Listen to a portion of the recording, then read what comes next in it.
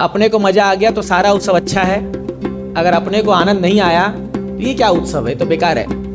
लेकिन दुर्गा जी बेचारी साइड में बैठ कर बोलती है, अरे मूर्खो, सुबह तो मेरी आरती उतार रहे थे, रात को बॉलीवुड का गाना बजा रहे हो। तो क्या है, ये होता है जब आप जीवन में शास्त्र को नहीं लाते हो। इसलिए भगवान गीता में कहते हैं 16वें अध्याय में, यह शास्त्र विधि उत्सृजम वर्तते काम कारत न च सिद्धि अवाप्नोति न सुखम न पराम गति। तो ये प्रार्थना करो, हे माँ दुर्गा, ये लाइफ मेरे को कृष्ण भक्त बना दो बस, कैसे भी करके। आप अगर सिंसियर प्रार्थना करोगे और माता की कृपा हो जाए आप पर, आप देखो आप भगवान के शुद्ध भक्त बन जाओगे। और अगर आप शुद्ध भक्त बन गए, दैट मीन्स आप इस माया के चंगुल से निकलने के लिए क्वालिफाई हो जाओगे।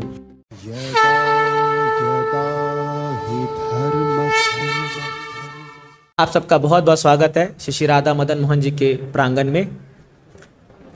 तो आज एक विशेष टॉपिक पर हम चर्चा करेंगे। जैसा कि आप जानते हैं, नवरात्रि के दिन चल रहे हैं और 9 दिन पूरे देश भर में जो है अनेक घरों में, प्रांतों में, सोसाइटीज़ में ये नवरात्रि का उत्सव मनाया जा रहा है। तो दुर्गा माँ की जो मूर्ति है उसको स्थापित करके लोग पूजा करते हैं और फिर रात को बॉलीवुड का गाना बजा के डांस करते हैं।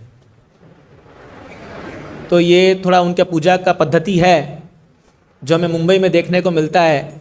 जगह जगह अखाड़ा बना करके और पॉलिटिशियंस अपना पोस्टर लगा रखे हैं, आओ नाचो और उत्सव मनाओ।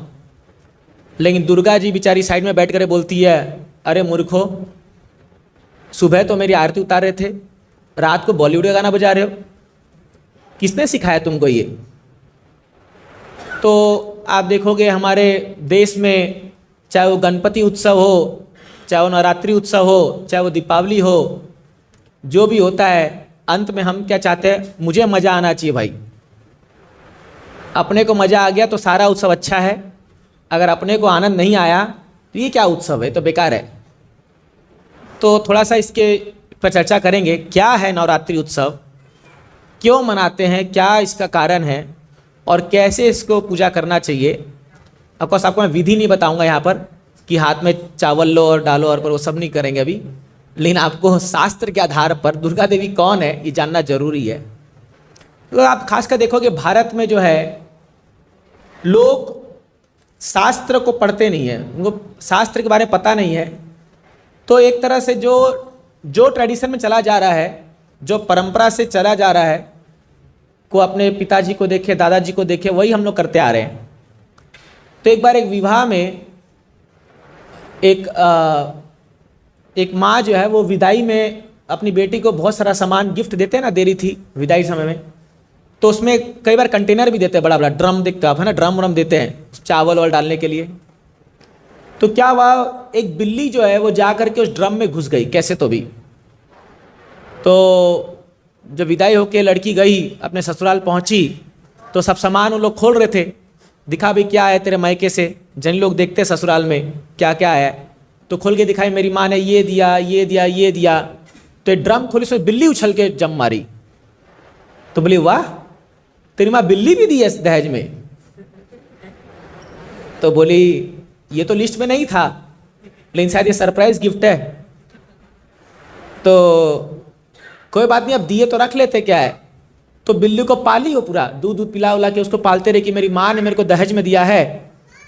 तो ये बड़ी हो गई, ऐसे इसकी बच्ची हो गई, इसकी बेटी हो गई। 20-25 साल बाद इसकी बेटी का शादी का टाइम आया, तो वहाँ दहेज की लिस्ट बन रही थी। तो उसमें ये बैठ के बोलती है, एक बिल्ली लानी पड़ेगी। तो ये बोले, भाई ये कौन से विधान में लिखा है कि दहेज में बिल्ली देते हैं। तो बोली, नहीं, विधान मुझे पता नहीं है, वो मेरी माँ 25 साल पहले, मेरे को अच्छे से याद है, एक डब्बे में बिल्ली आई थी, तो बिल्ली कहीं से लाओ और उसको बंद करो एक डब्बे में, और यही जाना चाहिए। तो क्या है, हम लोग की तो अभी भारतीय परंपरा है वो थोड़ी कुछ इस प्रकार हो गई है। तो हमारे पूर्वजों ने स्टार्ट कुछ और के लिए किया था, वो धीरे धीरे जो है वो सब देखम देखी करते, चाइनीज विस्पर बोलते हैं ना, करते करते जो है आज हम इस स्थिति में आ गए हैं कि नवरात्रि मतलब गरबा, गरबा मतलब लड़का लड़की आओ डांस करो एंजॉय करो, यही है गरबा, यही है नवरात्रि। नाचो, खाओ पियो, ऐश करो, यही है। गणपति उत्सव आए तो गणपति जी को बैठा करके उनको लड्डू खिलाओ और खुद पकवान खाओ, शराब पियो, हाँ, पंडाल बना करके नाचो और लास्ट में गणपति तोड़ फोड़ के फेंक दो। तो क्या है, ये होता है जब आप जीवन में शास्त्र को नहीं लाते हो। इसलिए भगवान गीता में कहते हैं 16वें अध्याय में, यह शास्त्र विधि उत्सृजम वर्तते काम कारत न च सिद्धि अवापनोति न सुखम न पराम गतिम। जो व्यक्ति शास्त्र के विधि को पालन नहीं करता है और अपने मनमाने कार्य करता है, काम कारत, अपने मन इच्छा कार्य करता है, वो ना तो सुख प्राप्त करेगा, न पराम गति, न भगवान के धाम को प्राप्त करेगा। उस व्यक्ति के सारे जो क्या बोलेंगे मेहनत है, एंडेवर है, वो असफल हो जाएंगे, क्योंकि शास्त्र को पालन नहीं कर रहा है वो व्यक्ति। इसलिए कि आपको कोई भी आध्यात्मिक मार्ग चुनना है तो आपको 3 चीज की आवश्यकता है, गुरु, साधु, शास्त्र।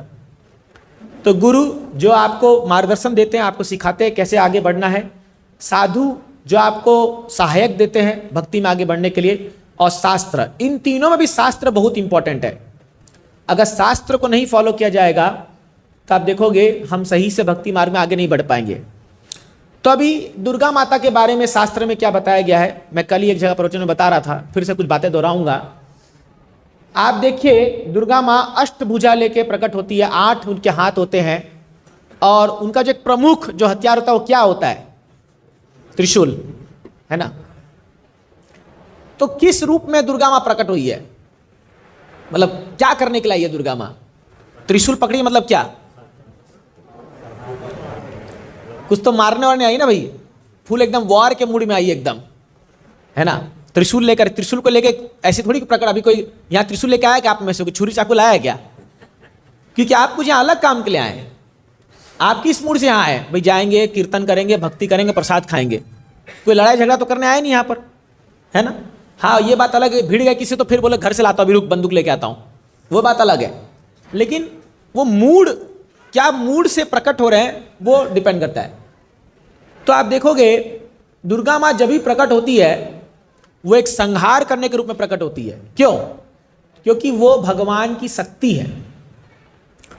तो भगवान कृष्ण की अनेक शक्तियां हैं, तो ये जो दुर्गा देवी है ये भगवान की बहिरंगा शक्ति है जो हम दुर्गा देवी देखते हैं, और यही शक्ति भगवान के धाम में अंतरंगा शक्ति बन जाती है, महामाया। यहाँ महामाया है, वहाँ योग माया है। तो जब भगवान के दिव्य लीलाएं चलते हैं धाम में, राधा कृष्ण के बीच में और अन्य गोपियों के बीच में, यही दुर्गा देवी वहाँ पर योग माया बन करके राधा और कृष्ण के लिए झूला तैयार करती है। राधा कृष्ण के लिए कुंज में पूरा बढ़िया फूलों का सजावट हो जाता है, झरने बहने लगते हैं, कोयल जो है वो आवाज़ लगती है, पूरा सेटिंग जैसे फिल्म शूटिंग होती है ना, तो फिल्म शूटिंग पूरा सेट हो जाता है। फिर हीरो हीरोइन आते हैं और नाच के चल जाते हैं। इनको थोड़ी टेंशन रहता है कि भैया क्या, अरे ये फूल क्यों नहीं लगा हुआ है, अरे झूमर क्यों नहीं चल रहा है, उनको टेंशन नहीं है। वो लोग आएंगे भैया, अपना एक्टिंग करेंगे, जाएंगे, बाकी सब वो डायरेक्टर सेटअप है। ऐसी राधा और कृष्ण है, इनको कोई टेंशन नहीं है। अरे भैया आज तो मन कर रहा था झूला झूलने का, झूला ही नहीं लगा है, तो या टूट रखा, पता टूट गया झूला, ऐसा कुछ नहीं होता है। ये सब योग माया पहले सेटिंग कर देती है सब कुछ। जो भगवान का मूड है, जो कृष्ण का मूड है, वो मूड देख करके योग माया सेटिंग कर देगी, और केवल इनको जाना है उस जगह पे, और ऑटोमेटिकली वो जगह ऐसा बन जाता है कि राधा कृष्णा सारी गोपियां पूरा लीला करते हैं, फिर पूरा लीला सेटअप छोड़ के आएंगे, फिर नेक्स्ट, चलो नेक्स्ट जगह। ये योग माया है। आप बोले गजब काम कर रही है योग माया, तो हमारे लिए भी सेटिंग करना चाहिए, है कि नहीं है?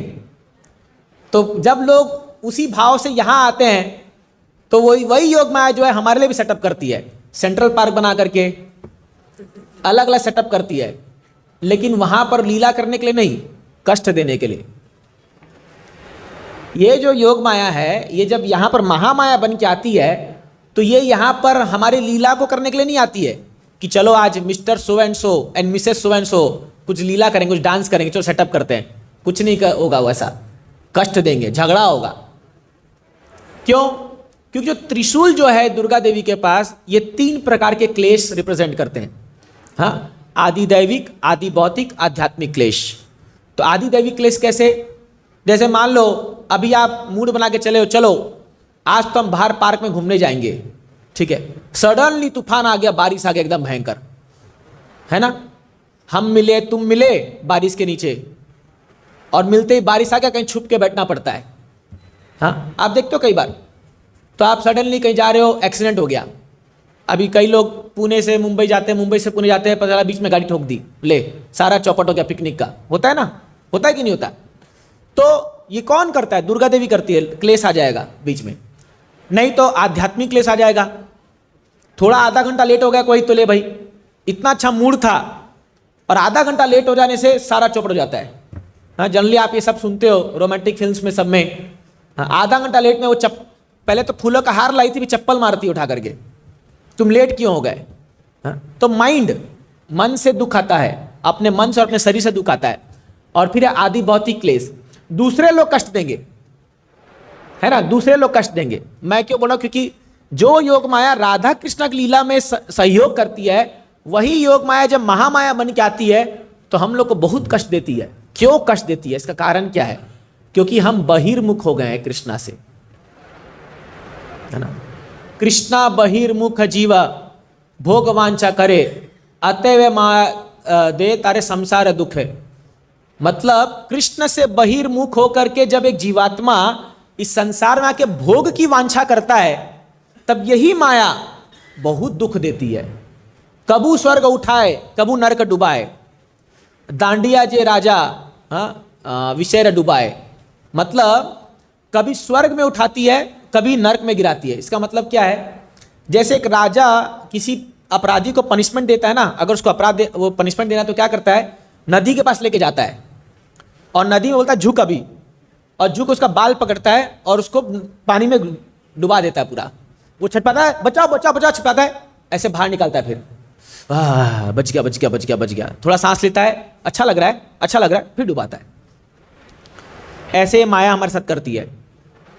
कभी हमको थोड़ा सा कुछ होप दिखा देगी, हाँ मुझे प्रमोशन मिल गया है, अब सारी समस्या खत्म हो जाएगी, तो हम स्वर्ग में उठ जाते हैं। स्वर्ग मतलब चेतना से, ऐसे स्वर्ग नहीं जाओगे आप ऊपर चढ़ के। तो कभी हम चेतना में एकदम एलेटेड रहते हैं, उठे रहते हैं। आप देखो, खुद ही देखो, दिन में कितनी बार ऐसा होता है, एकदम मस्त मूड है, मन करता है कुछ बढ़िया काम करेंगे, सडनली ऐसा कुछ काम होता है, लेतरी धराशय, वहीं पर जो है पूरा मूड ऑफ हो जाता है, झगड़ा हो जाता है, कहासुनी हो जाती है, टेंशन आ जाता है, हाँ कुछ परेशानी हो जाती है कि नहीं है। तो ये माया का काम है, और प्रत्येक जीव जो है इस संसार में इस चीज़ों से भुगत रहा है। प्रत्येक, कोई भी यहाँ बोल नहीं सकता कि मैं हमेशा एकदम ऊंचे स्तर पर रहता हूँ, हो ही नहीं सकता, ये नहीं हो सकता। तो ऐसा क्यों है? क्योंकि हम बहिर्मुख हो गए कृष्ण के। कृष्ण से दूर जाने पर हम लोग को बड़ा दुख होगा, क्योंकि हमारी वास्तविक स्थिति क्या है? जीवेर स्वरूप होए कृष्णेर नित्य दास। हम सबकी स्थिति है कि हम कृष्ण के दास हैं। हम लोग आर्टिफिशियली मास्टर बनने का प्रयास कर रहे हैं, आर्टिफिशियली। हाँ, जैसे कोई नाटक में रोल करता है ना कि मैं बॉस हूं, तो क्या है, हम लोग को बॉस बनने का प्रयास कर रहे हैं, और वो बॉस बनने के चक्कर में आया, बोलते अच्छा बॉस बनेगा तू, ले बताती हूं क्या बॉस बनेगा, बॉस बनेगा, और धमाधम देती है हम लोग को पकड़ पकड़ के। तो क्या है, इसीलिए हम लोग अभी कृष्ण के बहिर्मुख है, जस्ट अंतर्मुख होना है भगवान के। जैसी आप बहिर्मुख से अंतर्मुख हो जाओगे, यही माया देवी जो आपको उठा के कृष्ण के नकेट कर देगी। तो ये माया देवी कब प्रकट हुई थी? आप देखो, जब कंस अपनी बहन देवकी को लेके जा रहे थे विदाई के समय में, तो एक आकाशवाणी हुई, मूर्ख कंस, जिस बहन को तू विदाई में लेके जा रहा है उसी का 8वां पुत्र तेरा काल है। तो असुर लोग जो होते हैं ना, ये लोग कभी कभी अच्छा व्यवहार करते हैं, लेकिन जैसे ही इनके ऊपर खतरा आएगा, ये अपना असुरपन दिखा देते हैं। इसलिए दुनिया में किस पर विश्वास रखो तो सोच समझ के रखना। जरूरी नहीं है जो अभी आपसे अच्छा मीठा मीठा बोल रहे हैं, वो कब अपने असुरपंथी में आ जाएंगे आपको पता नहीं चलेगा। थोड़ा सा उनके जीवन में कुछ थोड़ा सा प्रॉब्लम आया ना आपके वजह से, वो तुरंत असुरपन दिखा देंगे।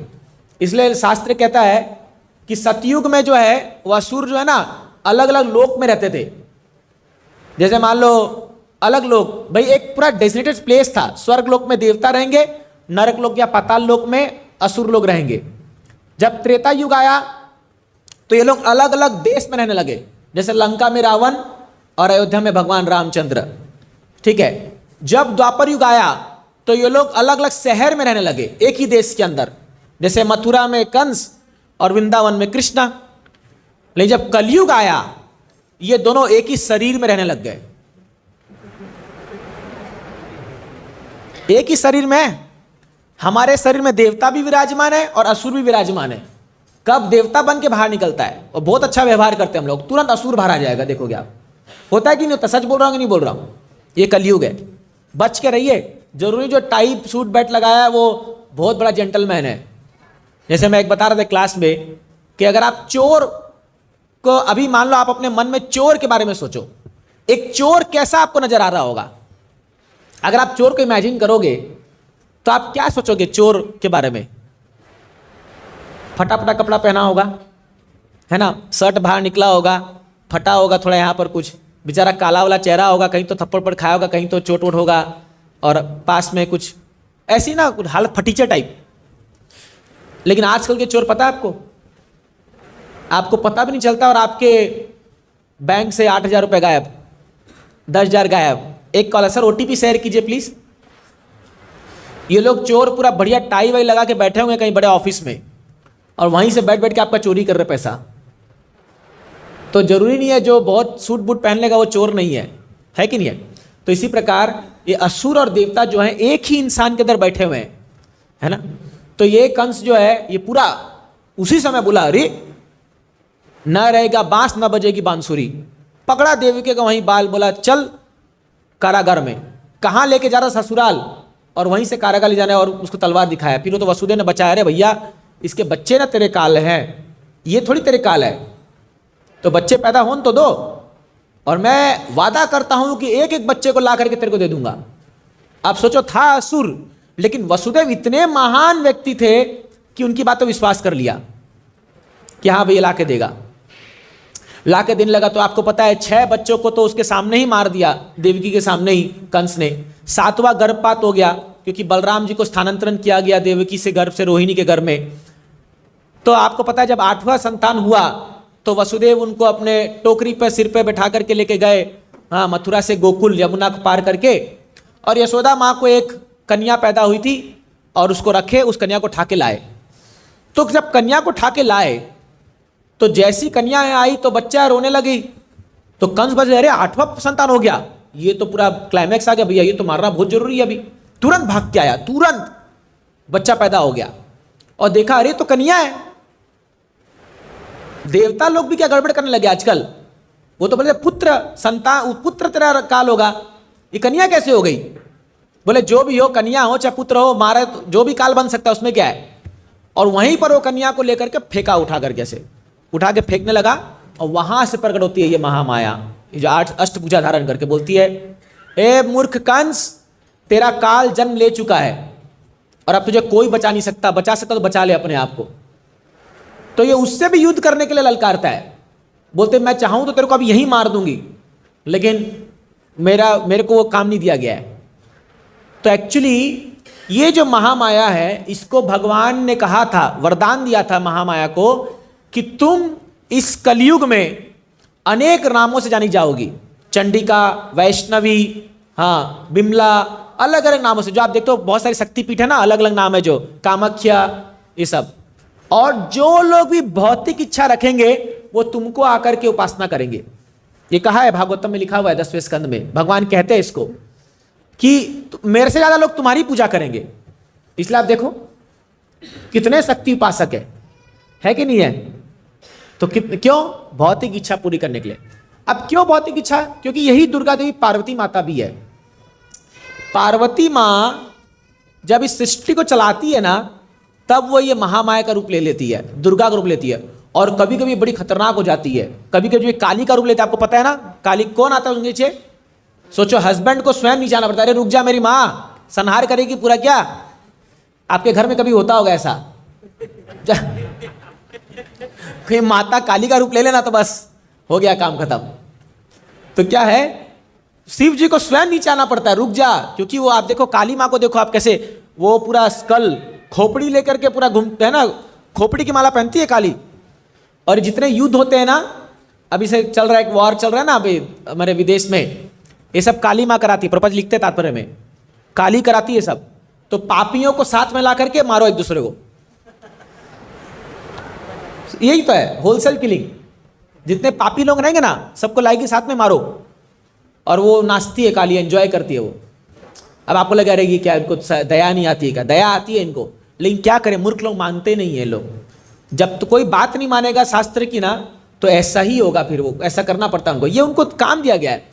इसलिए मैं बताता हूं कि महामाया जो है ना, जो दुर्गा देवी है, ये भगवान की शुद्ध भक्त है, एकदम एज इट इज फॉलो करती है भगवान को एकदम।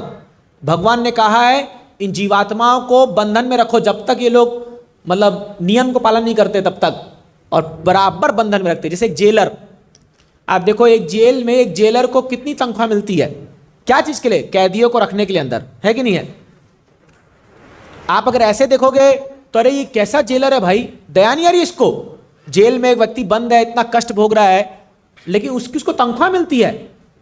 उसको अगर अच्छा जेलिंग अच्छा काम करेगा तो और उसका प्रमोशन मिलेगा उसको। वैसी माया देवी को भगवान तनख्वाह देते हैं। क्या तनख्वाह देते हैं? भक्ति देते हैं उसको, कि तुम मेरी प्योर डिवोटी है वो भगवान की। क्यों शुद्ध भक्त है? क्योंकि भगवान का बराबर काम करती है, थैंकलेस जॉब करती है। उनको दया आती है लेकिन नहीं, जीवात्माओं को बांध के रखती है यहां पर।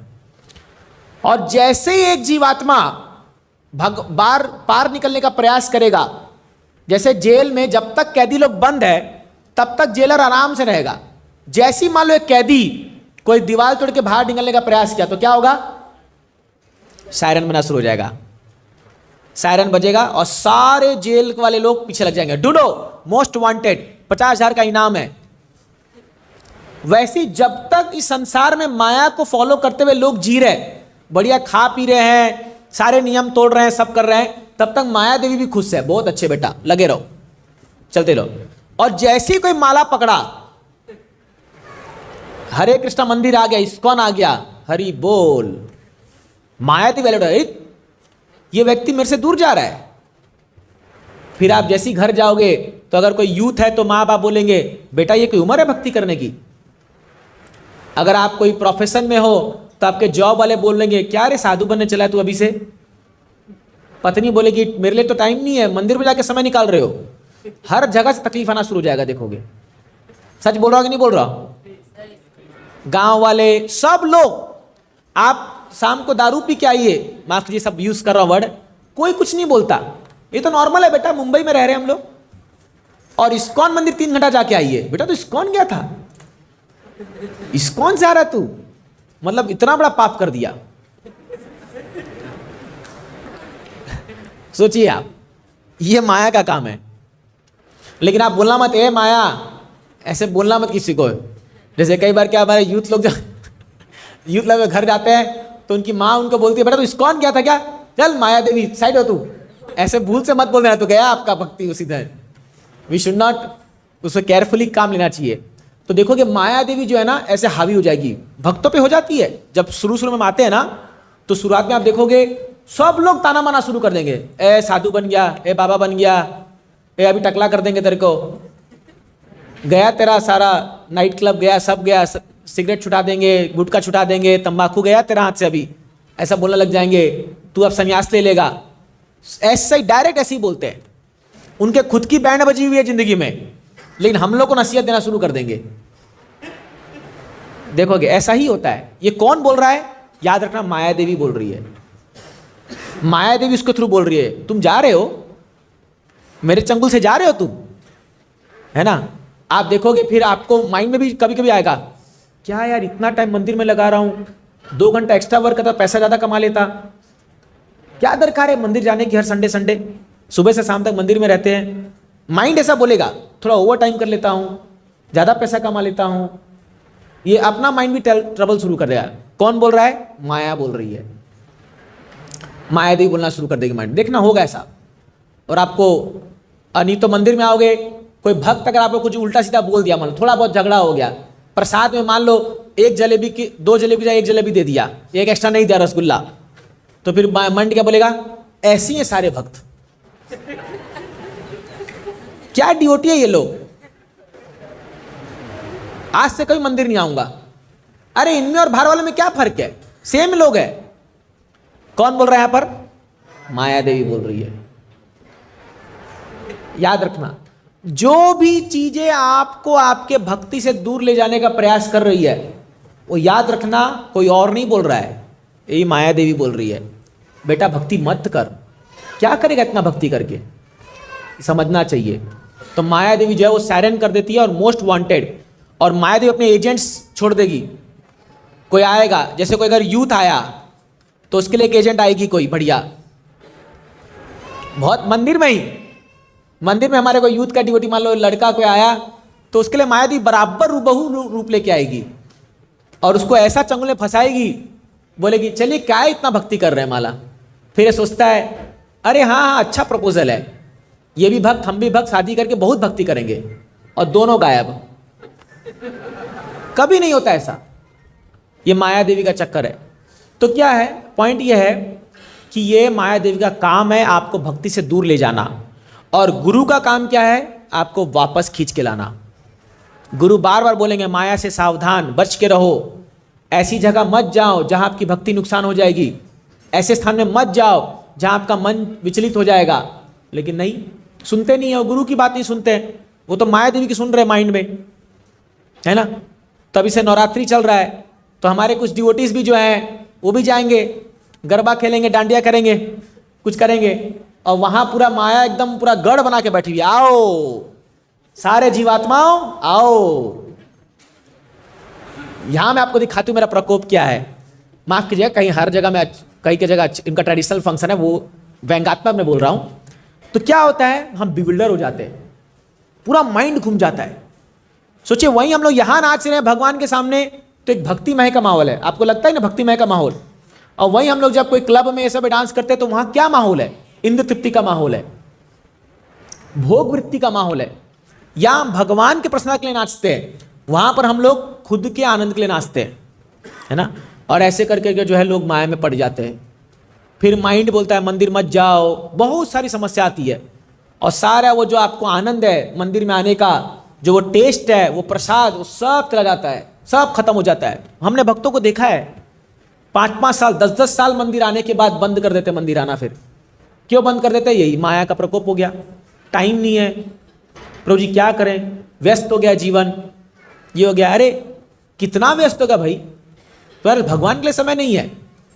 तो पॉइंट ये है, ये जो माया देवी है, इसलिए भगवान गीता में कहे ना, दैवीएष गुणमयी मम माया दुरत्तया मामेव प्रपद्यन्ते माया मेताम तरन्ति ते। हे अर्जुन, दैवीएष गुणमयी, ये दैवी गुण से संपन्न है मेरी माया। मम माया दुरत्तया, बहुत मुश्किल है पार करना। गुण का एक अर्थ रस्सी भी होता है, तो ये जो माया है ना, ये आपको 3 रस्सी से बांध देती है, सत्वगुण, रजोगुण, तमोगुण। जैसे अभी सत्वगुण में आप बैठे हो तो अच्छी बातें सोच मन में आ रही है, अच्छा सोच पा रहे हो, शांति से मन शांत है, तुरंत रजोगुण आएगा, चलो भागो अभी काम करेंगे, ये कमाना है, मैं ये करके दिखा दूंगा, इसको पार कर दूंगा, इसको हरा दूंगा, ये कर दूंगा, फर्स्ट आऊंगा, ये करूंगा।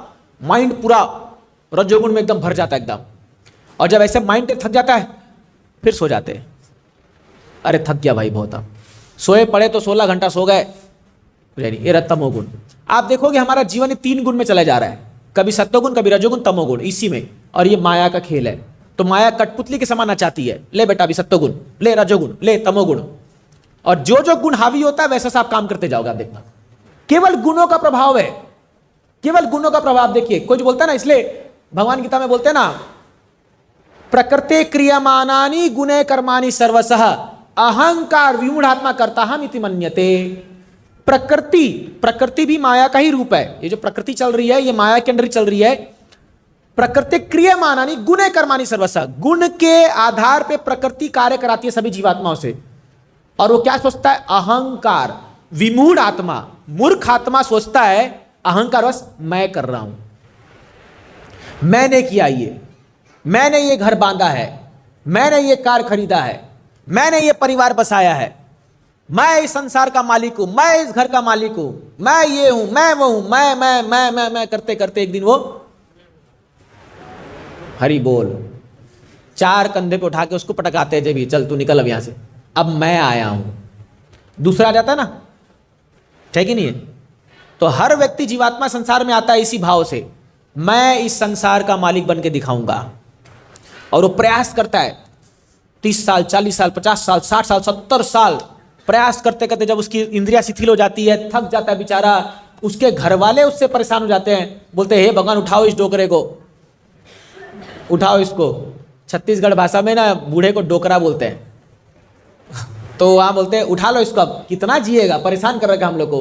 वो बेड में पड़ जाता है, तब वो निकलता है और फिर वो बोलता है मैंने कुछ नहीं कर पाया जीवन में, मेरा जीवन कोरा कागज, कोरा ही रह गया। फिर उसका बेटा आता है, तो बाप क्या बोलता है, बेटा मैं ये नहीं कर पाया, तू जरूर करना, तू करेगा। मुझे याद है मैं 4 BHK के फ्लैट नहीं खरीद पाया, तू जरूर खरीदेगा। बेटा, बाप पूरा अनुभव हो चुका है कि भैया इस संसार में कितना लात खाया हूं मैं, और बेटा को वही सिखाता है। वो सच बोल रहा हूं कि नहीं बोल रहा हूं, वही सिखाते, बेटा मेरी अधूरी इच्छा तुम पूरा करोगे, मुझे पूर्ण विश्वास है। बोलता पिताजी आपकी आज्ञा मैं जरूर पूरा करूंगा। और वही चक्कर चले जा रहा है, पीढ़ी दर पीढ़ी वही चली जा रही है। और कोई अगर एक बेटा बोल दे पिताजी, जैसे प्रहलाद महाराज ने बोल दिया, पिताजी क्या बोला हिरण्यकश्यप ने, बेटा तू खाली बोल दे हिरण्यकश्यप नमः, हिरण्यकश्यप भगवान है, बेटा तू बोल दे मैं तेरे को पूरा तीनों लोगों का राजा बना दूंगा। ये क्या बोला, नहीं ये नहीं बोलूंगा पिताजी, भगवान विष्णु तो भगवान ही, भगवान विष्णु ही है, और बाकी जो बुलवाना बुलवा लो, लेकिन तो एक स्टेटमेंट नहीं बोला। सोचिए आप हिरण्यकश्यप का स्थिति देखिए, पूरा विश्व गुणगान कर रहा है उनको, जय। पता है देवता लोग, अगर इंद्र मान लो कहीं भूल से देख लिया हिरण्यकश्यप को, हिरण्यकश्यप के लिए आईब्रो ऊपर किया ना, इंद्र बोलता अरे भाई मेरे को बहुत धुलाई हो चुका है और मत मारो यार, प्लीज प्लीज प्लीज। और फॉल्स ग्लोरिफिकेशन करता था सारे देवता लोग। अगर हिरण्यकश्यप बोला अभी ठंडी लग रहा है तो सूरज तेज हो जाएगा, बोला अरे गर्मी ज्यादा हो गया कम हो जाएगा। जैसे हम लोग टेम्परेचर चेंज करते हैं ना एसी का, हिरण्यकश्यप को एसी नहीं है, ऑटोमेटिक एसी है पूरा, खाली आईब्रो ऊपर करना है, थोड़ा सूर्य तेज करो, सूर्य कम हो जाओ। सोचो ऐसा उसका रुतबा था, और पूरे दुनिया वाले उसको वो कर रहे हैं, ग्लोरीफाई कर रहे हैं, और वो कर रहे हैं। एक उसका बेटा बोल दिया मैं नहीं मानता, तुम भगवान नहीं हो, कृष्ण भगवान है, विष्णु भगवान है। देखो उसका क्या हाल हो गया उसका, समझ रहे आप। तो यही पॉइंट है कि सच्चाई के मार्ग पे जो चलता है ना, तो कष्ट उसको होगा, लेकिन जीत तो उसी की होती है, आप देखोगे। क्योंकि क्या है, जो शास्त्र की बातें हैं, जो भगवान ने बताया है, वो कभी गलत नहीं हो सकता, है ना। तो ये जो माया का खेल है, ये चलता आ रहा है, करोड़ों वर्षों से चलता जाएगा। हम लोग को क्या करना है इसके लिए, हम लोग को इस नवरात्रि में माता दुर्गा से ही प्रार्थना करता है, हे माँ इस बार बख्श दो, कई जन्मों से आपका बहुत पूजा किया, सुख संपत्ति घर आवे, कष्ट मिटे तन का, जय गा गा के मेरा गला थक चुका है और मैं बहुत परेशान हो चुका हूँ, इस बार छोड़ दो, एक जन्म खाली मेरे को छोड़ दो, एक लाइफ छोड़ दो मेरे को, कृष्ण का भक्ति कर लेने दो, एक लाइफ। आप ये प्रार्थना करके देखो, अभी 2 दिन बचा, आज अष्टमी है शायद आज, है ना। तो ये प्रार्थना करो, हे माँ दुर्गा ये लाइफ मेरे को कृष्ण भक्त बना दो बस, कैसे भी करके। आप अगर सिंसियर प्रार्थना करोगे और माता की कृपा हो जाए आप पर, आप देखो आप भगवान के शुद्ध भक्त बन जाओगे। और अगर आप शुद्ध भक्त बन गए, दैट मीन्स आप इस माया के चंगुल से निकलने के लिए क्वालिफाई हो जाओगे। एक भक्त था चंडीदास, माता काली का बहुत बड़ा भक्त था, और उसने क्या किया था ना, उसके 2 भाई थे, दोनों की जमीन थी सामने सामने, तो इसने बहुत सुंदर गार्डन बनाया था, बगीचा बनाया था, इसमें एकदम सुंदर सुंदर लाल लाल फूल उगता था गुलाब का। हर दिन सुबह माता काली के लिए लाल गुलाब का पूरा माला मोटा सा बना करके चढ़ाता था हर दिन सुबह। इसका जो भाई था वो विष्णु भक्त था, वो भगवान विष्णु की सेवा करता था। तो वो बोला भाई मेरे को थोड़ा गुलाब दे दिया करो, तुम इतना अच्छा उगाते हो, एक गुलाब फूल दे दो, मैं विष्णु जी को चढ़ाऊंगा। ये खाली काली माँ के लिए है, एक गुलाब भी सब काली माँ को चढ़ेगा, एक भी भगवान विष्णु को नहीं चढ़ेगा। तो एक दिन क्या था, एकादशी का दिन था, तो ये इसके मन में बहुत इच्छा थी कि भगवान को सुंदर फूल चढ़ाऊंगा आज, पत्रम पुष्पम फलम तोयम। तो देखा गार्डन में बहुत लाल लाल फूल उग रखे हैं, देखते इसके मन में आ गया और वहीं पर गा दिया फूल को देखते ही, नमो ब्रह्मणे देवाय गो ब्राह्मणिताय च जगताय कृष्णाय गोविंदाय नमो नमः, और लेके फूल ऑफर कर दिया चरणों में विष्णु के, मन ही मन। अब ये आया ये काली माँ का भक्त चंडीदास, ये उस फूल को तोड़ा, माला बनाया, माला पहनाया। जैसी काली मां को माला पहनाया, काली प्रकट हो गई और ये पूरा डर गया, अरे बाबा आज क्या आ गया ऐसा स्पेशल। तो काली मां एकदम बोली, बोल क्या चाहिए तेरे को, आज तेरे से मैं बहुत खुश हूं, क्या मांगता मांग। बोला, अरे भैया पहले ये बताओ आज तुमको क्या इतना एक्सटेसी आ गया, हर दिन माला चढ़ा रहा हूं, प्रकट कैसे हुए आज तुम। बोले, आज तुमने मेरे को महाप्रसाद चढ़ाया है, आज तुमने मेरे को मेरे अधिष्ठाता देव भगवान कृष्ण भगवान विष्णु को अर्पित किया हुआ फूल चढ़ाया है, इसलिए मैं बहुत खुश हूं। तो ये भी बोलता है, अच्छा मतलब मैं जो आपकी उपासना कर रहा हूं क्या वो कम है। बोले, अरे मूर्ख तेरे को पता ही नहीं है, भगवान कृष्ण की तू उपासना करेगा, विष्णु भक्ति करेगा तो इस संसार के चंगुल से पार हो जाएगा, और मेरी उपासना करेगा तो संसार में तेरे सारे सुख सुविधा आएंगे लेकिन तू यहीं फंसा रहेगा। तो बोले, अब तक तूने बताया क्यों नहीं, इतने साल से पूजा कर रहा हूं। बोले, कभी तूने मांगा मेरे से, कभी तूने पूछा। तुम लोग तो हर दिन आकर के भगवान जन्म देही सुखम देही ये देही वो देही खाली देते रहो, 5 रुपए चढ़ाएंगे 5 करोड़ मांग के जाएंगे। आप देखते हो कुछ भक्त लोग आते हैं यहां पर 10 रुपए चढ़ाते हैं हुंडी में और खड़े होकर भगवान लिस्ट 1 2 3 4 5 6 7 8 9 10, ठीक है भगवान 10 में 1 तो पूरा कर देना। तो क्या है पॉइंट, ये है इतनी इच्छाएं भरी पड़ी है, इतनी इच्छाएं भरी पड़ी है कि भगवान उसने बताया अब इसको कौन सा पूरा करूं समझ में नहीं आ रहा। तो क्या है, ये डिजायर जो हमारे मन में आता है, भौतिक इच्छाएं, इसकी वजह से हम फंसे रह जाते हैं यहाँ पर। और लेकिन आप जब शुद्ध भक्ति की ओर आगे बढ़ोगे, आप देखोगे आनंद से जियोगे और भगवान आपको बहुत कुछ देंगे। काली माता के संदर्भ में और एक उपाख्यान आता है जड़ भरत का। तो ये जड़ भरत पहले जन्म में भरत महाराज थे और ये बहुत उच्च स्तर की भक्ति पे चले गए थे। तो क्या हुआ, ये ना सब घर बार छोड़ छाड़ के जंगल चले गए थे और वहां पर भक्ति कर रहे थे। जब बोलते जब जप करते थे ना आंखों से आंसू बहते थे। तो क्या हुआ, इसने एक हिरन को देखा, एक हिरन मादा हिरन जो है वो ना एक शेर की दहाड़ की आवाज सुन करके जंप मारी नदी में और वो प्रसव की वेदना में एक बच्चे को जन्म देती है, एक हिरन का बच्चा को जन्म देकर के वो मर जाती है वो हिरन। तो ये वहां बैठ के जप कर रहे थे। ये जैसी जप कर करके देखे उस हिरन को तो इनको दया आ गई, अरे अब इस हिरन के बच्चे को कौन संभालेगा, मेरे अलावा इसका कौन है, क्योंकि ये मेरे आंखों के सामने जन्म लिया है, अब मुझे संभालना होगा इसको। तो ले आए उसको उठा करके, उसको पालना पोसना शुरू किए, खाना खिलाना शुरू किए। धीरे धीरे हिरन बड़ी होगी थोड़ी सी। अब ये जप करे तो हिरन आकर के ऐसे ऐसे जप कर रहे हैं, गोदी में उसका मुंडी घुसा दे। तो ये इतने आसक्त हो गए कि अब खाली हिरन, कृष्णा को छोड़े खाली हरि को छोड़ के हिरन शुरू हो गया। हिरन हिरन हिरन हिरन हिरन करते करते एक बार इनकी मृत्यु हो गई ऐसी। और हिरन मन में याद था तो अगला जन्म किसका मिला, हिरन का मिला। इसीलिए आप याद रखिए, जो माला जप कर रहे हैं ना, क्या मन में आ रहा है वो भी थोड़ा ध्यान रखिए। पता चला यहां जप चल रहा है और मन में कुछ और चल रहा है कि नहीं है। तो कई बार हमारे भक्त तो माला जप करते करते बाहर निकल जाते हैं, कभी कुत्ते को देखते हैं, कभी बिल्ली को देखते हैं, कभी कुछ देखते हैं। तो हम लोग बोलते हैं भैया सावधान रहो, हिरन याद रखो, जड़ भरत का पास्ट टाइम है ना। अगला जन्म क्या होगा, आपके मन में क्या चल रहा है वही।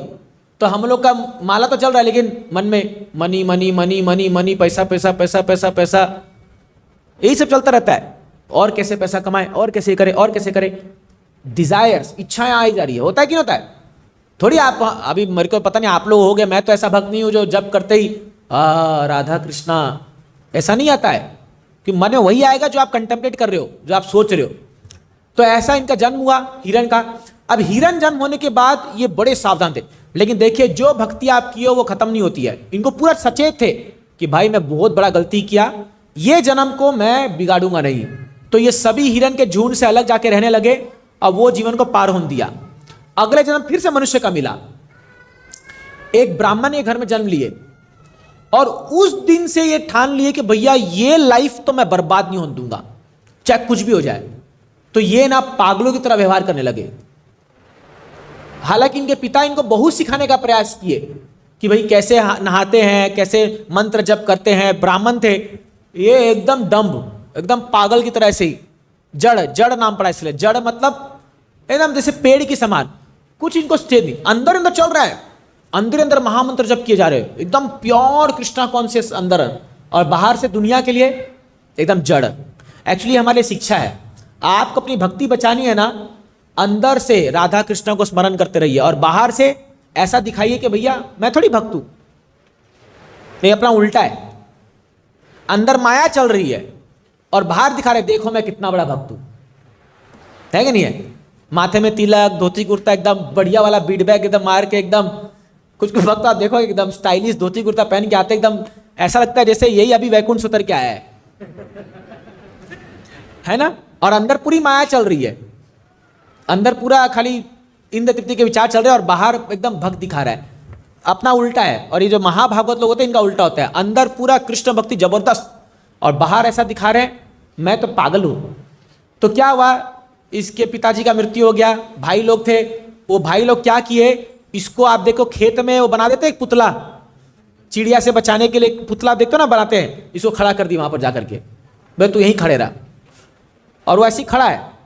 अब ये इतना कृष्णा कॉन्शियस है, इतना शुद्ध भक्त है, ये मन में केवल हरिनाम चले जा रहा है और लेकिन मन में जो है बाहर से ऐसा खड़ा हुआ है बस पुतला के समान। तो ना एक राजा की पालकी नहीं सॉरी 4 डेकॉइट, 4 ये थे डाकू लोग थे, ये लोग उस दिन ना नरसंहार करने वाले थे, मतलब माता काली को बलि चढ़ाते थे, काली के भक्त थे। और अमावस्या की रात को ये लोग काली को एक नर बलि चढ़ाते थे। तो ये लोग ढूंढ रहे कोई मिल नहीं रहा, तो एक को दिख गया ये जड़ भरत, ये खड़ा हुआ है पागल की तरह से एकदम। तो ये बोले अरे बढ़िया कैंडिडेट है, उठा के लाए चारों इसको, अंदर अंदर जप कर रहा है, ये नाम चल रहा है इसको कोई फर्क नहीं पड़ रहा, कोई फर्क नहीं पड़ रहा। इसको उठा के इसको लेके आए काली माँ के सामने, इसको बढ़िया जो है ड्रेस व्रेस चेंज किए, नहलाए धुलाए, पूरा इसका बाल वाल तो बिखरा हुआ था, पूरा एकदम कॉम वॉम करके एकदम तिलक उलक लगा के एकदम मस्त इसको लेटाए। ये लेटा हुआ है अपना जड़ भरत के समान लेटा हुआ है। और वो जैसी वो जो खड़गा चॉपर उसको उठाया ये मारने के लिए, काली प्रकट हो गई, वो डीटी के सामने एक विग्रह था, प्रकट होके उसी खड़गे से चारों का गर्दन काट दी, चारों का। बोले गधो मूर्ख कहीं के, भगवान के भक्त को छूने का प्रयास कर रहे हो। वहीं पर काली प्रकट हो गई एकदम साक्षात और इन चारों का गला काट दी वहीं पर।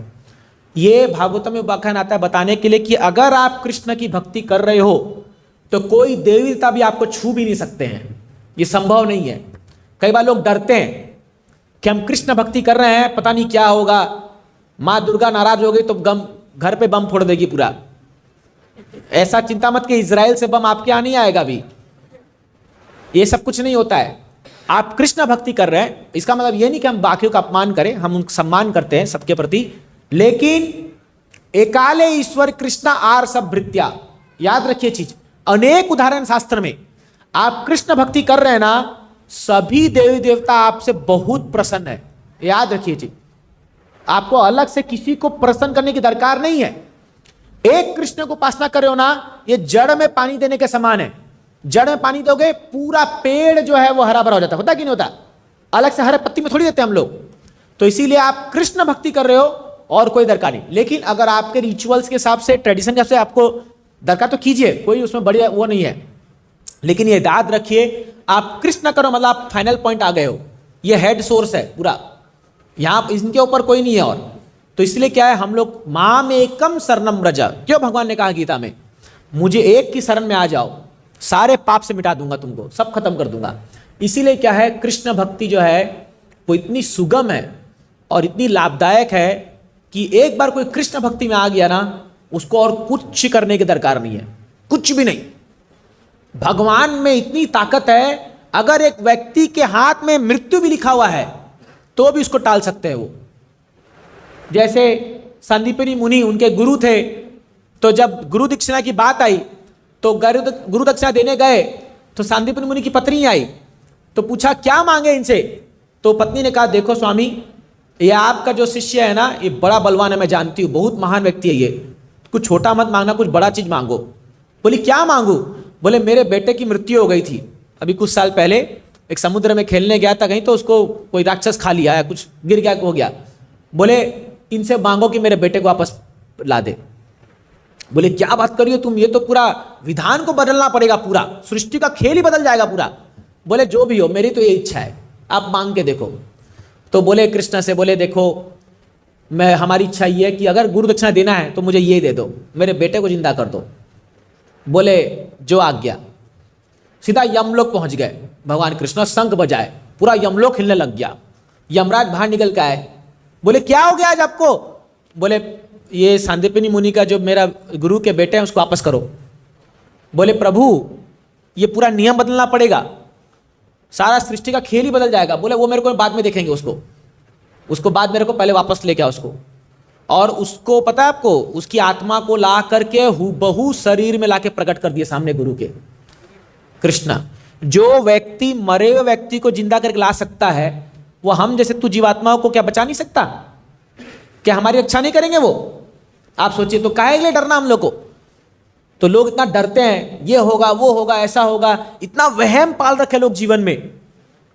अरे घर से निकल गए, अगर कुछ गलत टाइम में निकल गए, कुछ ये हो गए, तो इतना डर लोग बहुत डर के भक्ति करते हैं। मैं देखता हूं खासकर भारत में, आप देखोगे बहुत, अरे ऐसा कर दिया तूने, अरे छींक दिया, अब कुछ गड़बड़ हो जाएगा। कुछ मान लो कुछ घर से जा रहे, छींक आ गई, अरे भाई उस समय मक्खी नाक में घुस गई, मैं क्या करूं? कुछ इंपॉर्टेंट काम ले जा रहे, कुछ छींक दिया 2 बार, तो बोले अब शकुन हो गया, अभी रुक के जाओ, उसमें ट्रेन मिस हो जाएगी। तो क्या है, बहुत वहम पाल रखे हम लोग मन में, और उस वहम के अंतर्गत करे जा रहे, ना तो लाभ मिल रहा और ना कुछ शांति मिल रही है। एक्चुअली क्या है, इसलिए शास्त्र को फॉलो करना चाहिए। तो एक बार क्या हुआ, और हम भक्त लोग को देखो इतने टेंशन फ्री है, कोई चिंता ही नहीं है, भगवान में निर्भर है। तो एक बार मैं और एक डिवोटी स्कूटी में जा रहे थे, एक गाड़ी में जा रहे थे, 2 टू व्हीलर में, बगल में एक 2 व्हीलर आकर के ना ढाई से क्रैश करके गिर गया नीचे, चोट वोट उसको लगा। तो ये भक्त मेरे पीछे बैठा था, बोला प्रभु जी आपको पता है ये क्यों एक्सीडेंट हुआ, ये क्यों गिरा आपको पता है? बोला क्यों? बोला ऐसे नरसिंह आरती नहीं गाई थी चालू करते वक्त। मैं बोला अरे कितना सिंपल लॉजिक है। बोला भगवान को याद नहीं क्या, गिर गया। और बहुत सिंपली बोला वो डिवोटी, वो बोला प्रभु जी जब भी मैं घर से निकलता हूं ना, नरसिंह आरती गाता हूं, और फिर मेरे को कोई टेंशन नहीं है, जो होगा नरसिंह देव संभालेंगे। फेथ है, ये विश्वास है, समझ रहा? इसलिए क्या है, आप लोग कृष्ण भक्ति में जुड़ने जा रहे हैं, विश्वास मानिए, एक जीवन, अनेकों जीवन हमने माया को दिया है, सब ठिकाना नहीं है कितना जीवन हम लोग ने बिताया है। ये लाइफ प्रण ले लो भैया, इस जन्म तो कृष्ण भक्ति करेंगे। हमारे जीवन में 20 साल 30 साल 50 साल जो भी बचा हुआ है, अब इसका मतलब ये नहीं कि सब छोड़ छाड़ के इस्कॉन आ जाओ, ऐसा नहीं है। अपने घर गृहस्थी में रहिए, घर में रहिए, भक्ति कीजिए जिस अवस्था में हो वहां पर, लेकिन ये आप ठान लीजिए दिस लाइफ फॉर कृष्णा, ये जन्म हम कृष्ण भक्ति करेंगे, जो होगा देखा जाएगा। बहुत जन्म दे दिया ना माया को, एक जन्म कृष्ण को देके देखते हैं क्या होता है। एक लाइफ प्रभुपाद जी बोलते थे, एक लाइफ कृष्ण को दे दो, देखो क्या होता है। तो एक बार एक रिपोर्टर प्रभुपाद जी को पूछा, स्वामी जी कृष्णा कृष्णा कृष्णा करते रहते हो हमेशा, हरे कृष्णा, मान लो हमें पता चला कि कृष्ण नहीं है, ये सब एक माने ढकोसलाबाजी है, ये सब एक झूठ है, तो क्या होगा? तो बोले क्या होगा, हमको क्या टेंशन है, हम तो बढ़िया नाचते हैं, गाते हैं, कूदते, प्रसाद खाते हैं। आप कृष्ण भक्त का जीवन देखते हो ना, अभी हम लोग तो इतना फीस्ट खा रहे हैं पूछो मत। पितृपक्ष में हर दिन कोई ना कोई वो सोचता है अगर ये ब्रह्मचारी लोग रसगुल्ला खाएंगे तो हमारे पितर लोग खाएंगे, और यहां खा खा के हमारा पेट खराब हो रहा है। पनीर का सब्जी, रसगुल्ला, रसमलाई, सब क्या क्या नहीं, मजाक नहीं कर रहा हूं, अंदर की बात है लेकिन बता दे रहा हूं। तो इतना प्रसाद मिल रहा है, अभी आप यकीन नहीं करेंगे, परसों एक हम लोग गए थे एक जगह प्रोग्राम में, 3 घर गए, वहां पर 3 घर में, और तीनों जगह मिठाई। लास्ट में जब पहुंचे घर में तो वहां पर बोले प्रभु जी तो खाना ही पड़ेगा ये, और खाने में भी क्या, गोलगप्पा, पानी पूरी, दही पूरी, पूरा एकदम बना बना खिला रहे। तो एक डिवोटी जैसी मुंह में लेने गया, मेरे को बोला कान में, बोला प्रभु जी आज मुझे ये समझ में आ रहा है कि प्रभुपाद जी का शरण में लिया, मेरे को कितना बेनिफिट मिल रहा है। तो लिटरली मेरे को बोला प्रभु जी मान गए प्रभुपाद जी को। बोले क्या किया था हमने, जो इच्छा करो प्रकट सामने होता है, और विदाउट कॉस्ट कुछ नहीं। आप देखिए, मैं अक्सर ये बोलता हूं लोगों को, आप किसी रेस्टोरेंट में जाते हो, पैसा पे करके खा के आते हो, और हम लोग जाते हैं खा के पैसा लेके आते हैं। सच है कि नहीं है? सच है कि नहीं है, बता दो। कई भक्त लोग जाते हैं, अब इसका ये नहीं, कई भक्त लोग जाते हैं तो वो खाने बुलाते हैं भक्त लोग, कई हम मेरे कांग्रेस ड्यूटी बैठे हैं यहाँ पर भी, प्रसाद में बुलाते हैं। अब इसका ये नहीं कि मैं सबको इंडिकेट कर रहा हूँ, हरी बोल सब रेडी रखो, ऐसा नहीं है। लेकिन अक्सर देखा गया है उनके घर हम जा रहे हैं, प्रसाद खा रहे हैं, वो भी एकदम हाई क्लास आइटम सब, और फिर अंत में हमको पैसा देते, प्रभु जी आप हमारे घर आए, ओ जीवन धन्य हो गया, ये हो गया, वो हो गया, ऐसा। मोला रे बाप रे, देखो ये हमारा सम्मान नहीं है, ये प्रभुपाद जी का सम्मान है, ये शिला प्रभुपाद जी ने बनाया है, या ये हमारी परंपरा है कि साधु संतों को इतना सम्मान देते हैं, है ना। तो खैर मैं आपको इंगित नहीं कर रहा हूं कि आप लोग भी सैफरन पहन के बैठ जाओ, ऐसा नहीं है।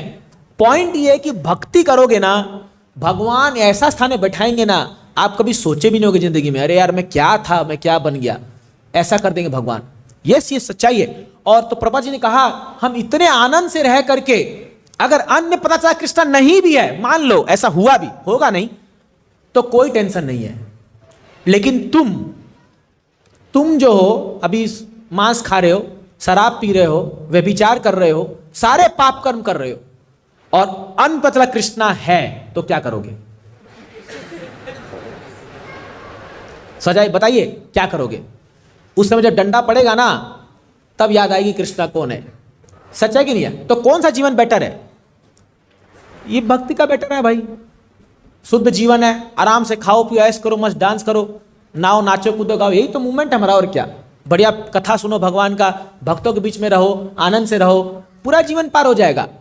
ना कि बाहर माया का लात खाते रहो, अंदर चला मेरा जीवन कोरा कागज कोरा ही रह गया,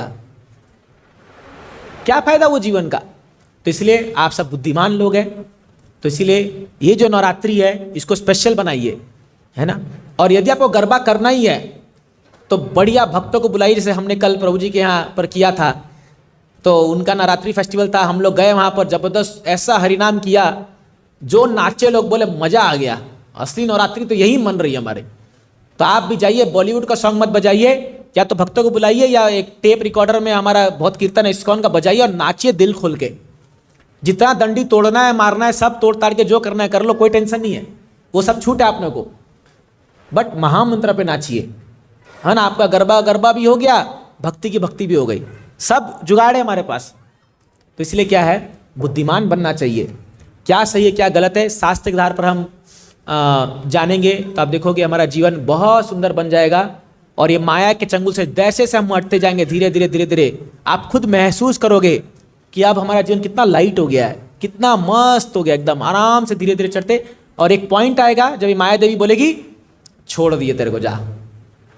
जब मानते कोई मानता है छोड़ देना पड़ता है ना। अगर एक बच्चा बाप का बात नहीं मानता तो लास्ट बोलता जा छोड़ दिया तेरे को, निकल, अब जो करना है कर ले। ऐसी माया बोलेगी भैया तू मेरे बस के बाहर है, अब निकल, वी कांट कैच यू। और हम बोलेंगे टाटा बाय बाय करके, है ना। तो यही है भक्ति का परम लक्ष्य। और ये नवरात्रि जो है, हम जो भी उत्सव मनाएं, कोई भी देवता को हम पूजा करें, कृष्ण को स्मरण करके कीजिए, और उनसे एक ही चीज़ मांगिए, भगवान भक्ति दे दो, शुद्ध भक्ति दे दो। मांग के देखिए, आप देखिए क्या होता है फिर, और आप देखोगे जीवन में आपके बहुत सुख आ जाएगा। तो मैं यहीं विराम दूंगा। किसी को कुछ अगर प्रश्न है, कुछ है तो आप पूछ सकते हैं, कुछ कमेंट है तो। व्हाट टाइम है सपोज टू एंड? 2:30 प्रसाद होता है क्या? Sunday fish 2:30? ओके, कोई प्रश्न है किसी का? आप, हाँ यस, प्रोजीप दीजिए। हरे कृष्ण प्रभु जी, क्या हम भगवान से मुक्ति मांगे या भगवान से कुछ भी नहीं मांगे, कैसे करना चाहिए? हाँ, तो क्या है देखिए, अगर आप, ये डिपेंड करता है आप किस लेवल की भक्ति कर रहे हैं। राइट ना हो तो हमें भक्ति मांगना चाहिए, क्योंकि अभी हम लोग भौतिक चीज मांग रहे हैं, उससे अच्छा है कि भक्ति मांगे। लेकिन जो लोग बहुत शुद्ध अवस्था में होते हैं, जैसे चैतन्य महाप्रभु क्या बोलते हैं, न धनम न जनम न सुंदरी कविताम व जगदी से काम आए, मम जन्मनि जन्मनीश्वरे भवतात भक्ति अहेतु की तोई। हे भगवान, मुझे मोक्ष भी नहीं चाहिए, धनम जन्म तो छोड़ो, मुझे ये भी नहीं चाहिए कि आप इस जन्म के बाद मेरे को अपने धाम लेके जाओ, मैं फिर से जन्म लूं लेकिन आपकी भक्ति करता रहूं। तो भक्ति तो हम लोग का जन्मसिद्ध अधिकार है, ये मांगने की दरकार थोड़ी है। हम क्या मांगते हैं, भगवान मेरी भक्ति बचे रहे। वास्तव में अभी जो हम जीवन जी रहे हैं ये एबनॉर्मल है। जब हम लोग धोती कुर्ता तिलक धारण करते, लोग बोलते हैं तू एबनॉर्मल हो गया है। लोग बोलते हैं ना समाज में बाहर, तू कुछ अलग हटके हो गया यार, एबनॉर्मल हो गया है। उन मूर्खों को पता नहीं है तुम लोग एबनॉर्मल हो गए हो। ये जीन्स टी शर्ट ये एबनॉर्मल है कि नहीं है? ये हमारी संस्कृति है क्या बताओ?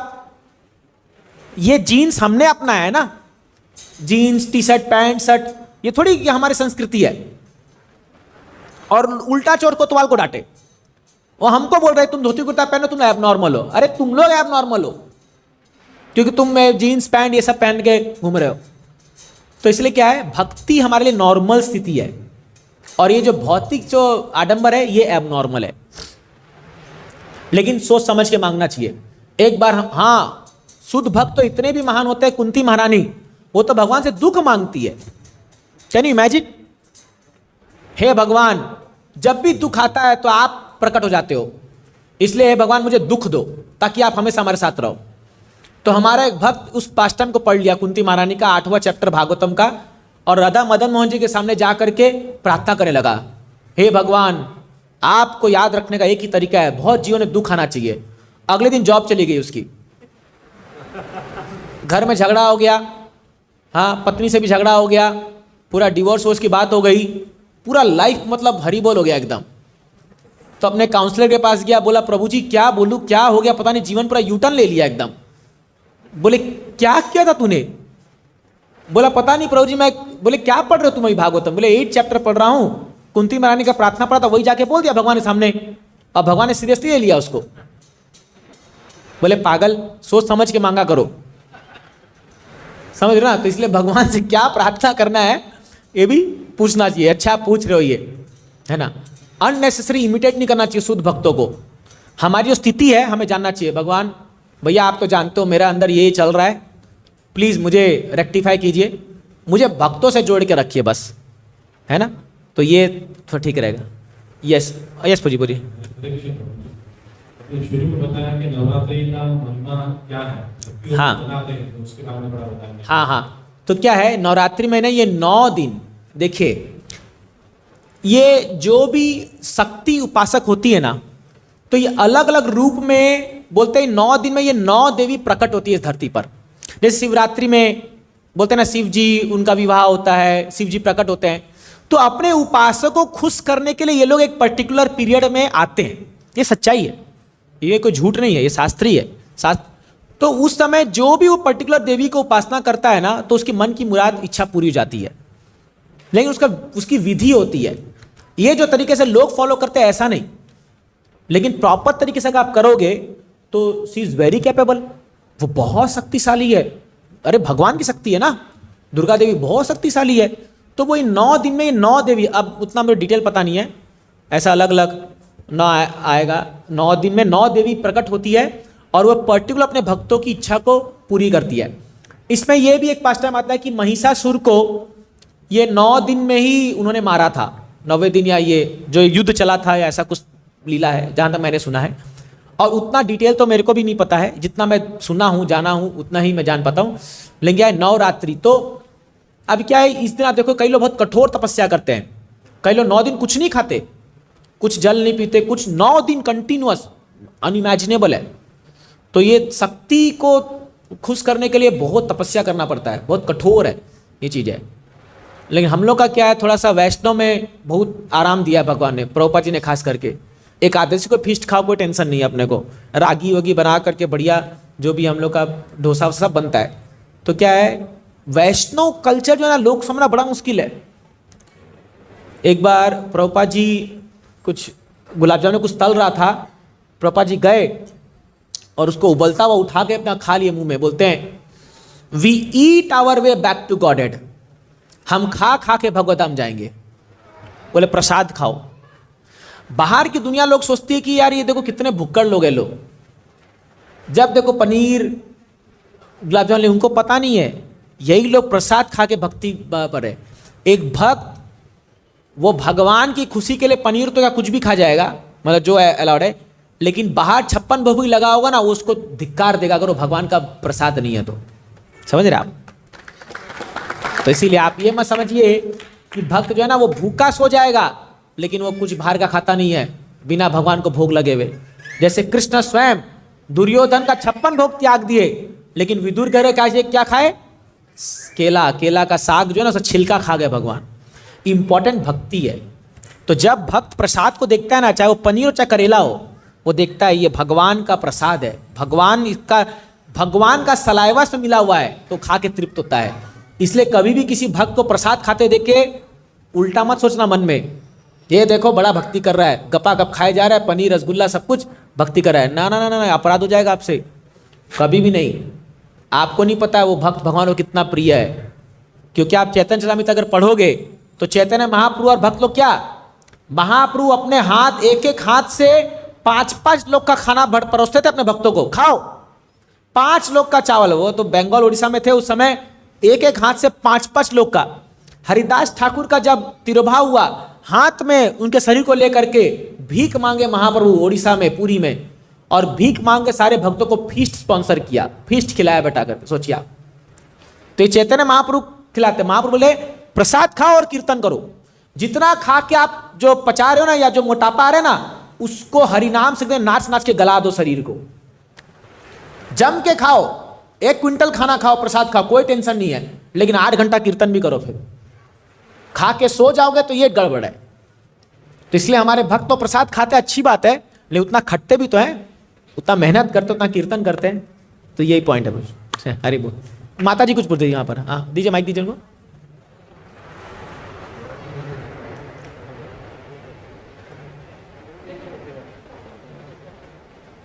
पहुंच जाएगा।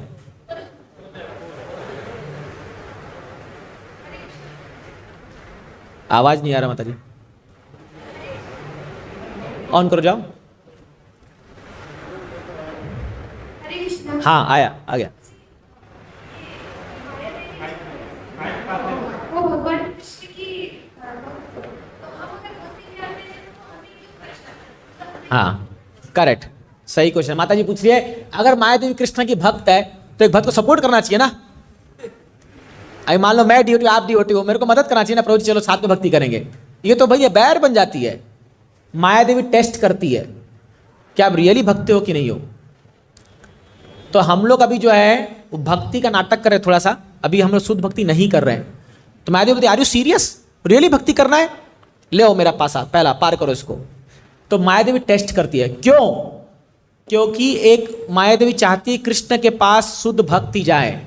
या आलतू फालतू अरे गरे लोग को माया देवी बोलती फिल्टर कर देती है, निकलो तुम लोग। बोलती है तुम लोग परेशान मत करो कृष्णा को।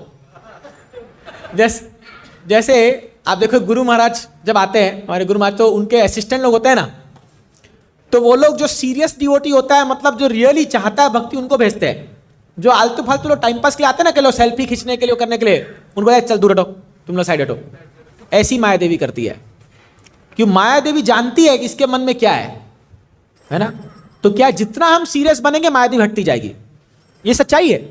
जितना आप सीरियस बनोगे भक्ति में ना, माया देवी धीरे धीरे हटती जाएगी अपने आप। तो आप देखिए ना, इतने सीनियर डिवोटीज है जो 15 साल 20 साल 30 साल, उनको तो माया देवी नहीं प्रसन्न करती है, उनको तो बहुत आनंद आता है भक्ति में। तो इनिशियली टेस्ट लेगी और धीरे धीरे फिर छोड़ देगी। और एक कारण इसका, जैसे आप किसी बड़े अमीर घर में जाइए तो आप देखोगे दरवाजे पे क्या लिखा रहता है, बी वेयर ऑफ डॉग। जैसे ही घुसोगे कुत्ता आता है ना, भाव भाव करके आपको भगाता है। कुत्ता क्या सोचता है, ये आ गया मेरे मालिक को परेशान करने के लिए। लेकिन मान लो आप मालिक के दोस्त हो, ठीक है, और जैसे ही मालिक आया बोला टॉमी कीप असाइड, दूर जाओ, आन दो उनको, वो चुपचाप जाके अपना जीभ लपटा रहेगा। देखो आप देखो कहता रहेगा वहां पर। सेम वैसा ही है, आप शुद्ध भक्ति कर रहे हो, कृष्ण माया को बोलेंगे माया देवी साइड हो, मेरे पास आन दो इसको, मेरा फ्रेंड है ये, मेरा दोस्त है। यही चीज है, जितना अच्छा भक्ति करोगे उतना माया हटते जाएगी, ये शास्त्र बताता है। ठीक है, यस प्रभु। सीखा, हाँ ऐसा कोई जरूरी नहीं है। एक्चुअली भक्ति हृदय का मामला है, इसमें कोई ये भी नहीं है कि आप धोती कुर्ता तिलक पहनोगे तभी आप भक्ति कर पाओगे, क्योंकि भक्ति हृदय से होती है।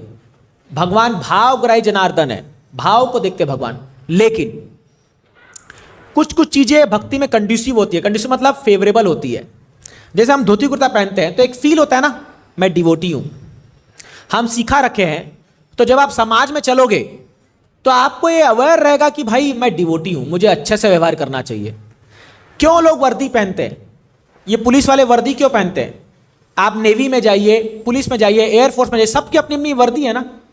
क्योंकि जब वो वर्दी पहनते हैं तो उनको फील होता है कि मैं इस संस्था को बिलोंग करता हूं, तो मुझे अभी इसके नियम को पालन करना है। नहीं तो पता चला कोई तिलक लगा के यहां पर हरे कृष्णा बाहर जाके सिगरेट फूक रहा है। देखा हमने ऐसे लोगों को, यहां के तिलक लगा के बढ़िया, तो कोई दूसरा व्यक्ति आया, वो देखता है अरे यार मंदिर में तो बड़ा हरे कृष्णा में जब डांस करा था, यहां आकर किसको क्या हो गया?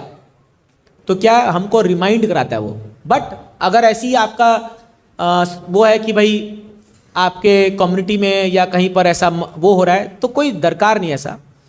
आप जब सीरियस बनोगे, दीक्षा उक्षा लोगे, तब भले ये बात आ जाए, लेकिन स्टार्ट करने के लिए कुछ भी दरकार नहीं है, कुछ भी दरकार नहीं है, क्योंकि भक्ति हृदय से होती है।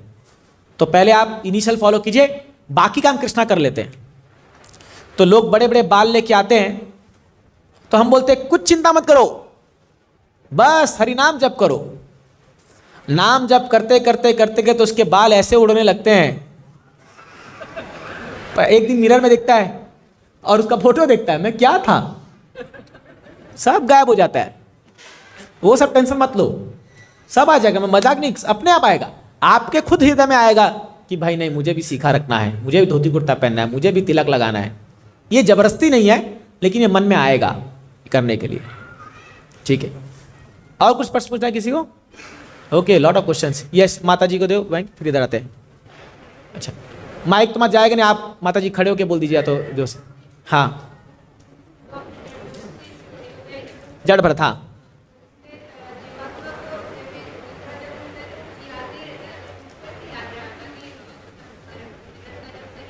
हाँ, करेक्ट करेक्ट, सही है, समझ गया। माता जी पूछ रही है कि जब जड़ भरत के आप पास्ट में बता रहे हो कि वो जब हिरण का जन्म हुआ तो उसको याद कैसे था कि मैं पिछले जन्म में क्या था और मेरे से क्या गलती हुई? यही तो भक्ति का फायदा है। भगवान गीता में कहते हैं यम यम वापी स्मरण भावम तजते अंते कलेवरम। जो स्मरण में आप शरीर छोड़ोगे वो शरीर आपको मिलेगा। तो वो नियम बराबर लागू हुआ। हिरण का सोचा, हिरण का शरीर मिला। लेकिन वही भगवान गीता में ये भी कहते हैं, क्या कहते हैं?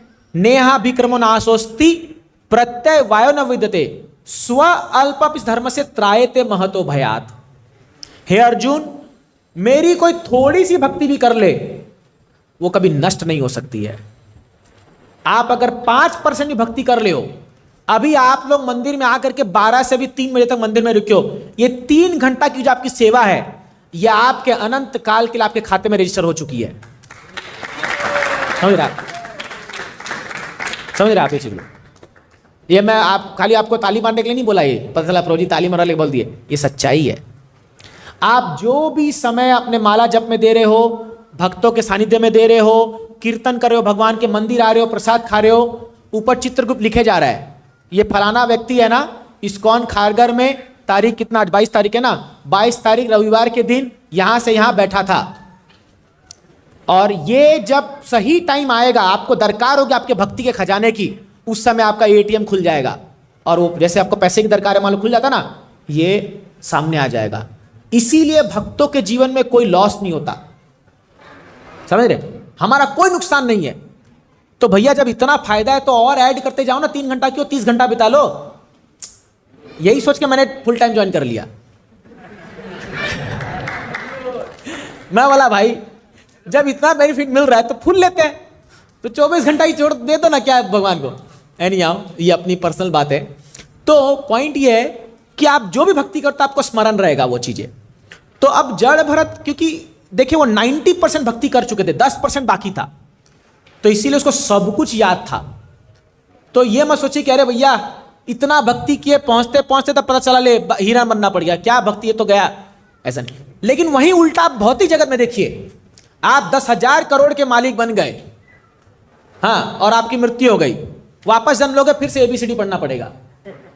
पढ़ना पड़ेगा नहीं पढ़ना पड़ेगा?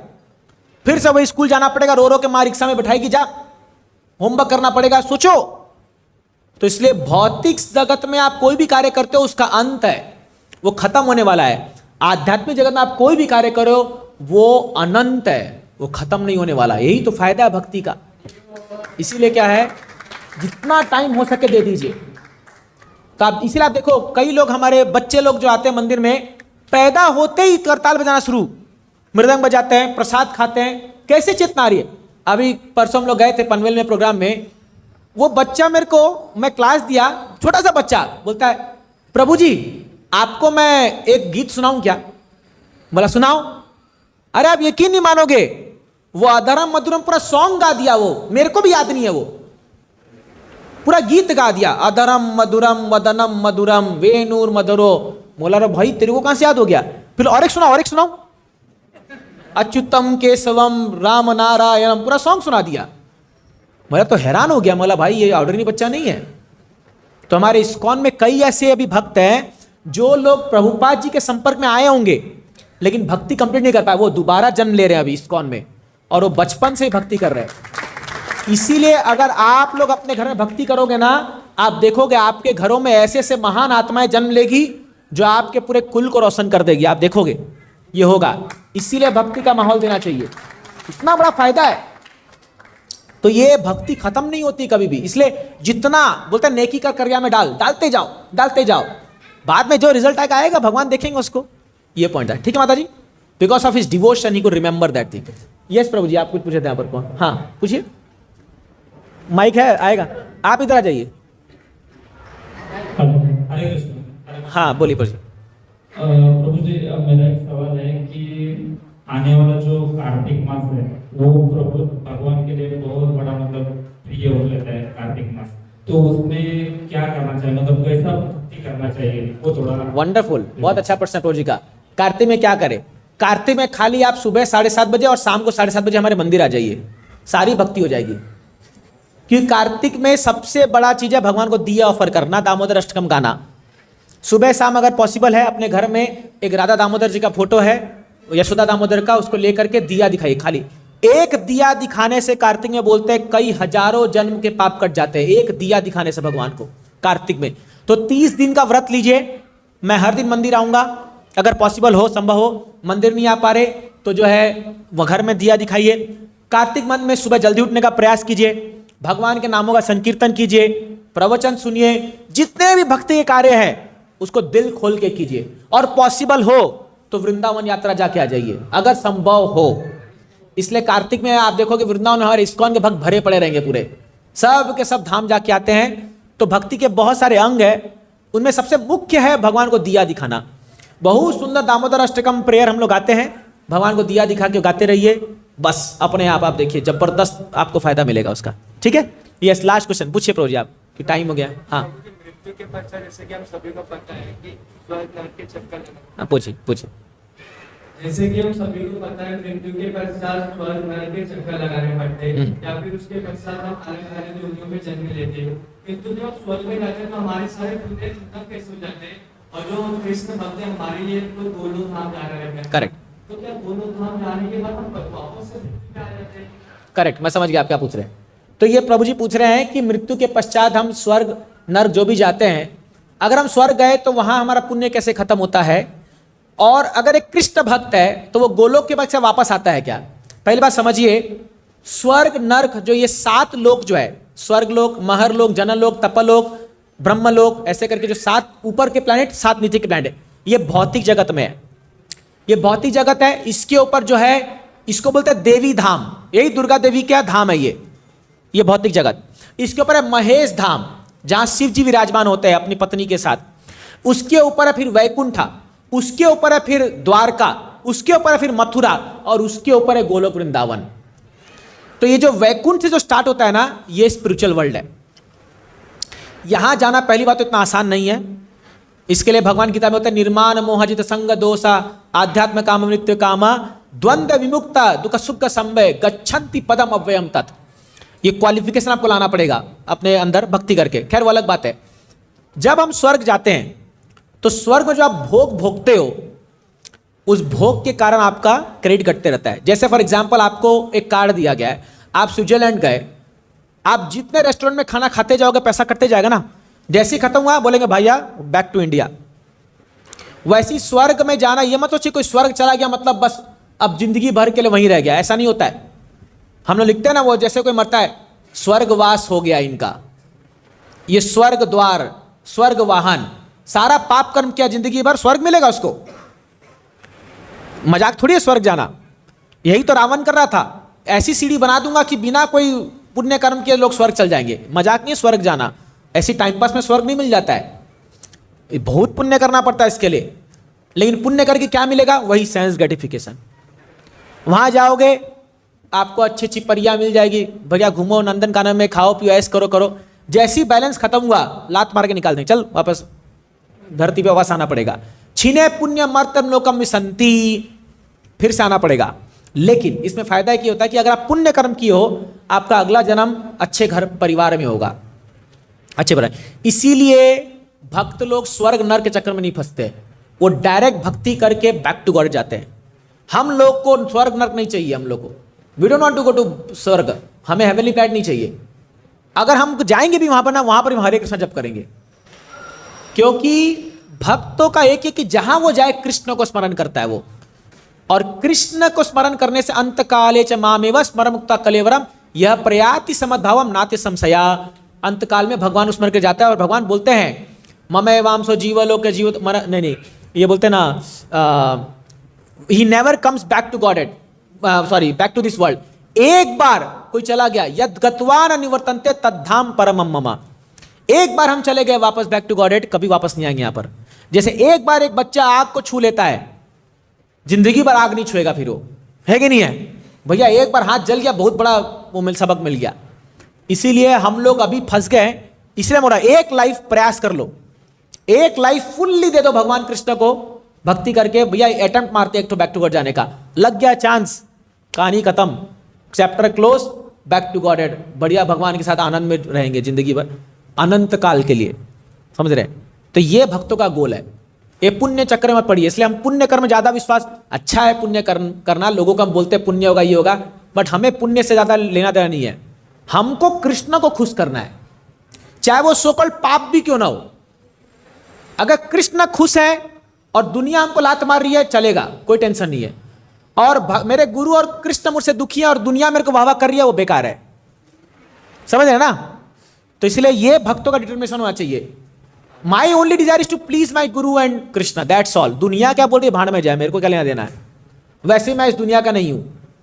ये बात आप समझ लीजिए, आप इस दुनिया में हो, आप दुनिया के नहीं हो, बात समझे? You are in this world, you are not of this world. आप इस दुनिया के नहीं हो, आप भगवत धाम से हमारा असली स्थान है। हम लोग आगे अभी यहाँ पर 50-60 साल जीना है, टाइम पास करना है, जैसे भी करके निकलो यहाँ से। Don't make permanent residence here, बोलते permanent address, this not permanent address. अरे क्या वो पढ़ेगा नहीं क्या वो व्यक्ति? किसी का परमानेंट एड्रेस नहीं है यहाँ पर, है कि नहीं है? सच बोल रहा कि नहीं बोल रहा? Our permanent address is Golok Vrindavan Dham, वो हमारा परमानेंट एड्रेस है। अभी पोस्टल में लिख मत देना, लेटर नहीं पहुंचेगा नहीं तो इसीलिए क्या है, this is our goal to go back to Godhead. जब मैं भक्ति से जुड़ता हूँ तो पढ़ाई में मन नहीं लगता। हाँ, ये बहाना है। सच में प्रभु जी बोल रहे हैं कि पढ़ाई में मन नहीं लगता, तो जिससे मन लगता है वो कर लो फिर। देखिए अपना माइंड जो है ना बड़ा ही चंचल है। जब पढ़ने बैठोगे, अभी मुझे लेक्चर सुनना है, अभी मुझे जप करना है, तो जब जप करोगे अरे यार पढ़ाई नहीं हुई। ये माइंड का खेल है। एक्चुअली डिवोटी दक्ष होता है, परफेक्ट, जो काम जिस समय करना है वही करता है। आप पढ़ाई को भी भक्ति समझिए। वाई यू आर स्टडी, मान लीजिए अभी आप पढ़ाई कर रहे हो और आप माला जप कर रहे हो और आप फेल हो रहे हो, क्या बोलेंगे दोस्त लोग? ये आया बड़ा हरे कृष्णा करने वाला, फेल हो रहा है एग्जाम में, और वहीं आप फर्स्ट आ रहे हो। लोग बोलेंगे क्या करता है यार तू फर्स्ट आता है? बोलो मैं जप करता हूं, प्रचार है ना, सही है कि नहीं? मुझे पढ़ने का मन नहीं था, लेकिन बीटेक किए ना हम लोग, ऑनर्स डिग्री पास किए हम लोग, तो हमारे शिक्षा गुरु हम लोग को सिखाया कि भैया तुमको पढ़ना पड़ेगा, भगवान के लिए पढ़ना पड़ेगा। तो हर एक व्यक्ति को अपना कर्तव्य करना है। अभी आप स्टूडेंट, आपका कर्तव्य पढ़ाई करना, आपको करना पड़ेगा, चाहे रो के करो चाहे हंस के करो, करना तो पड़ेगा ही, इसलिए हंस के कर लो ना। ठीक है।